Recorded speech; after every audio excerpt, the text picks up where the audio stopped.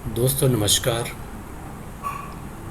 From the last few days हम लोग शिव विज्ञान भैरव तंत्र की बात कर रहे हैं और इसमें हमें बहुत सारी ध्यान विधियां उनकी भी चर्चा हो रही है। दोस्तों शिव विज्ञान भैरव तंत्र जो है एक बहुत ही महत्वपूर्ण तंत्र ग्रंथ है और ये भगवान शिव द्वारा दी गई 112 विधियां हैं ध्यान की जो इसमें दी गई हैं। और ये विधियां प्राचीन काल में भी इनको अपनाया जाता रहा है, आज भी लोग अपना रहे हैं और ये फ्यूचर में भी जब तक ये संसार रहेगा ये विधियां हमेशा ये चलती रहेंगी। इन विधियों में हर एक के लिए कुछ ना कुछ है, कोई ना कोई विधि आपके लिए ज़रूरी है इसमें जो आपके काम की है। एक्चुअली ये शिव विज्ञान भैरव तंत्र एक बेसिकली संवाद है भगवती माँ पार्वती के बीच में और भगवान शिव के बीच में। और इसमें भगवती माँ पूछती है भगवान शिव से कि हे शिव, आपकी वास्तविकता क्या है, ये आश्चर्यों से भरा ब्रह्मांड क्या है और इस ब्रह्मांड का ओरिजिन क्या है, ये कैसे बनता है, ये जो यूनिवर्सल व्हील है इसका केंद्र क्या है, कौन है केंद्र में, और सब रूपों से परे जो जीवन क्या है, हम स्थान समय नाम और विवरण से ऊपर इसमें पूरी तरह से कैसे प्रवेश कर सकते हैं। और वो कहते हैं कि मेरे इन संदेहों को दूर करिए। तो भगवान शिव इनका कोई भी जवाब नहीं देते हैं, बल्कि वो एक उनको विधि देते हैं और वो एक के बाद एक विधि देते चले जाते हैं। वो कहते हैं कि इन विधियों को करो, आपको स्वयं इनके आंसर, इनके जवाब मिल जाएंगे। तो आज हम इन 112 विधियों में से आज 7th जो टेक्निक है, 7th विधि जो है उसके बारे में बात करने जा रहे हैं। तो 7th टेक्निक जो है वो, उसको पहले मैं इंग्लिश में बोलूँगा कि वो क्या कहती है। It says with intangible breath in the centre of the forehead as this reaches heart at the moment of sleep, have direction over dreams and over death itself। तो 7वीं तकनीक जो है ये माथे के केंद्र में अमूर्त श्वास के साथ इसको करना है। और जब आप नींद के क्षण में होते हैं तो ये अमूर्त सांस जो है जिसको हम प्राण कहते हैं, जब ये आपके हृदय में प्रवेश करती है तो स्वप्नों पे और स्वयं मृत्यु के ऊपर भी आप डायरेक्शन दे सकते हो, आप दिशा निर्धारित कर सकते हो। तो इस जो अमूर्त सांस है जिसको हम प्राण कहते हैं, प्राण ऊर्जा कहते हैं, जब ब्रह्मांडिक ऊर्जा कहते हैं, ये माथे के केंद्र पे यदि आपने तीसरी आंख को जान लिया है तो इस अमूर्त सांस को भी आप जान जाओगे। सो माथे के मध्य में अदृश्य प्राण,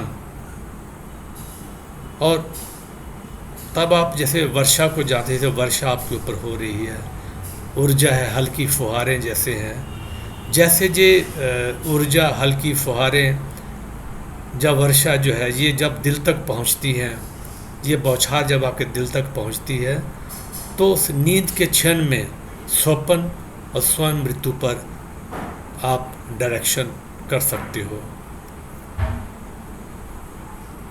इस विधि को आप ऐसे ले सकते हो कि आपको सांस में प्राण को महसूस करने में सक्षम होना चाहिए। ये जो सांस लेते हैं ये तो खैर हवा है, लेकिन इसके साथ हम कुछ और भी लेते हैं जो एक अदृश्य भाग है, एक अभौतिक भाग है जिसको हम प्राण कहते हैं। और ये तब आता है जब आप इसके बीच चौकस रहते हैं, दो बाहों के बीच में, जो 2 आईब्रोज के बीच में जब आप चौकस रहते हो, जब आप जब जागरूक रहते हैं तो ये आसानी से आ जाता है। हालांकि जो अंतराल वाला ध्यान है, अगर अंतराल का ध्यान भी रखोगे तब भी ये आता है, लेकिन थोड़ा उसमें थोड़ी डिफ़िकल्टी होती है, थोड़ा कम आसानी से आता है। और जब आप नाभि के प्रति, नाभि में उसके प्रति सचेत है, तब जो श्वास आती है, छूती है, बाहर जाती है, तो भी ये आता है, लेकिन कम आसानी से आता है। लेकिन सबसे आसान जो है वो दो बाहों के बीच में, अगर आप इसको चौकस होके, अवेयर रह के, ध्यान रखते हुए जब आप उसके बीच में इसको जागरूक होकर देखते हो, तो ये अदृश्य भाग भी आपको महसूस होने लगता है। तो इस जो सांस के अदृश्य भाग प्राण के प्रति जागरूक रहे हैं, और जब इसकी वर्षा आपके दो बाहों के बीच में हो रही हो, तो इस वर्षा को, इस फुहार को हृदय तक आते हुए महसूस करें। अनुभव करते रहो कि ये जो प्राण है, ये जो फुहार है प्राणों की, ये हृदय तक आ रही है। तो प्राण आपके हृदय में जब प्रवेश करता, फिर हृदय से आपके शरीर में प्रवेश करता है। तो महसूस करते रहें इसको कि प्राण हृदय में आ रहा है। जब इसको आप लगातार महसूस कर रहे हो, तो नींद के क्षणों में इसको, तब नींद को भी आने दें। तुम जब महसूस करते रहोगे इस प्राण की फुहार को, और नींद में आप डूब रहे हो आहिस्ता आहिस्ता, यदि ऐसा होता है तो आप अदृश्य सांस को हृदय में आते हुए महसूस कर रहे हो, और नींद भी आपको घेर रही है। तब सपने में भी आपको पता चलता है कि तुम सपना देख रहे हो। सामान्यतः हम जब सपना देख रहे होते हैं तो तब हमें ये पता नहीं होता कि ये रियलिटी है या सपना है। लेकिन जब आप इस प्राण को महसूस करते हुए जब आप सोते हो, तो फिर सपने में भी आपको पता है कि आप ये सपना देख रहे हो। और तीसरी आंख से आप अपने सपनों को वास्तविक मानते हैं। आप महसूस नहीं कर सकते कि वे सपने हैं, वे वास्तविकता है। क्योंकि जब आप अपने तीसरी आंख पे केंद्रित होते हो, जब आप ये प्राण ऊर्जा आपके हृदय में प्रवेश करते, तब आप सोते हो, तो सोपन तो है लेकिन तुम जागे हुए हो, तब तुम जागरूक होते हो। तो जब आप स्वप्न में भी जागे हुए हो, तो ये सूत्र जो है अद्भुत है। तो तब आपका अपने सपनों के ऊपर और आपका स्वयं अपनी मृत्यु के ऊपर आपका दिशा निर्देश रहता है, आप उसको कंट्रोल कर सकते हो। यदि आप सपनों के प्रति जागरूक हो सकते हैं तो आप दो काम कर सकते हैं। तुम सपने बना भी सकते हो, आप सपने बना भी सकते हो।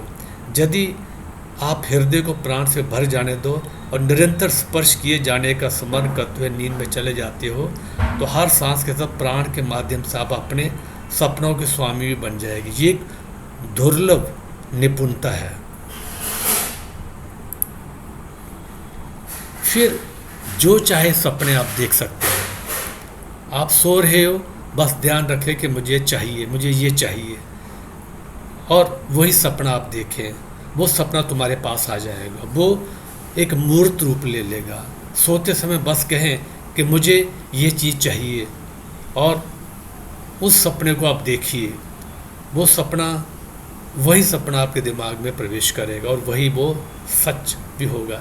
फिर अगर आप कुछ चाहते हैं कि ये सपना मुझे नहीं चाहिए, तो वो सपना आपके दिमाग में प्रवेश नहीं कर सकता। और जब आप स्वामी हो जाते हो अपने सपनों के, तो सपने देखना बंद हो जाते हैं। इसकी कोई ज़रूरत भी नहीं है। जब सपने देखना बंद हो जाए तो आपकी नींद जो है बहुत ही गहरी होती है, और इसकी गुणवत्ता बिल्कुल अलग ही होती है। ये बहुत ही गहन होती है। नींद एक दिन प्रतिदिन की मृत्यु है। मृत्यु एक जीवन से जीवन की घटना है, एक जीवन से जीवन की नींद है। हर दिन जब आप थके हुए होते हो तो तुम्हें नींद आती है, सुबह आप अपनी जीवंतता पुनः प्राप्त कर लेते हो, आपका पुनर्जन्म हुआ होता है। जब आप 90 साल के, 100 साल के, 120 साल के हो जाते हो, तो तब ये छोटी छोटी अवधि की जो आराम है, इससे काम नहीं चलता। अब एक ज़रूरत हो कि महान आराम की, जिसको हम डेथ कहते हैं, उस महान मृत्यु, जब महान निद्रा के बाद आप बिल्कुल एक नए शरीर के साथ पुनर्जन्म लेते हो। तो 100 बातों की एक बात है कि जब आप स्वप्न रहित नींद को जान सकते हैं, उसमें जागरूक हो सकते हैं, तो तब आपको फिर मृत्यु का भी कोई डर नहीं रहता है। फिर आप ये जान पाते हो कि ना कोई कभी मरा है, ना कोई मर सकता है। यही एकमात्र असंभवता है।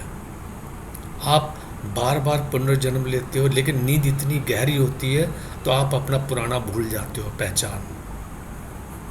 इस टेक्निक से सबसे पहले आप अपने सपनों के मालिक बन जाओगे, यानी सपने देखना बंद हो जाएगा। या फिर अगर तुम सपना देखना चाहो तो देख पाओगे, लेकिन सपना देखना स्वैच्छिक हो जाएगा, वो आपकी इच्छा के अनुसार होगा। ये गैर स्वैच्छिक नहीं होगा, ये आप पर थोपा नहीं जाएगा, आप उसके शिकार नहीं होंगे। आपकी नींद की गुणवत्ता बहुत ही डीप होगी। तब आपको रियली पता चला है कि मृत्यु भी एक नींद है। इसलिए ये सूत्र कहता है कि स्वप्न और स्वयं मृत्यु पर भी आप डायरेक्शन दे सकते हो। आप जान लेंगे कि मृत्यु महज एक लंबी नींद है, और ये सहायक और सुंदर है, क्योंकि ये आपको नया जीवन देती है। जब आपको सब कुछ नया देता है तो मृत्यु समाप्त हो जाती है। स्वप्न देखने की समाप्ति के साथ मृत्यु समाप्त हो जाती है। यदि आप अपने सपनों को निर्देशित कर सकते हो, जब आप निर्देशित कर सकते हो, और तब आप निर्देशित कर सकते हो अपनी मृत्यु को भी। आप चुन सकते हो कि दोबारा आपको कहाँ जन्म लेना है, किससे, कब, किस रूप में, और आपके जन्म का भी आप अपने जन्म के भी स्वामी बन जाओगे। अब आप निर्देशन कर सकते हैं कि एक बार जब अपने सपनों को निर्देशित कर सकते हैं तो आप हर चीज़ को निर्देशित कर सकते हैं, क्योंकि सपना ही दुनिया की बहुत सारी चीज़ें,